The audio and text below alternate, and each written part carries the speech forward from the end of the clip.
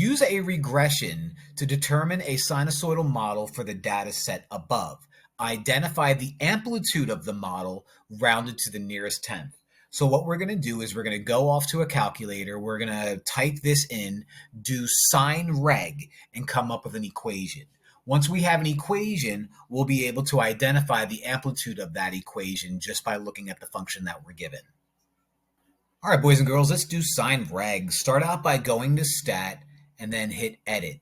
We're going to type in our X values, 10, 12, 14, 12, 14, 16, 18, and 20. And then you type in your Y values, which is 28, 15.6, 20.4, 35.6, 40.4, and 28 again.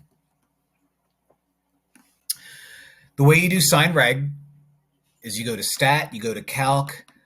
All the way down here to C, I believe, is Sine Reg. Look at it, Sine Reg. Okay, iterations, don't worry about this. I won't need to use this function later. My period looks like it happens between 28 and 28. My period's 10. So I just figured that out. And I should be able to calculate. And we get the equation y equals 13.007 sine 0.628x minus 3.1388, so 139, close the parentheses, plus 28. So let's go back and write that out and answer the question that they're asking us. All right, so don't ever expect Sine Reg to be pretty. It never is. But we came up with an equation, and that equation was y equals 13.007 times sine of 0.628x minus 3.139, close it, plus 28. The question here is, it asks us to find the model, so we wrote it out.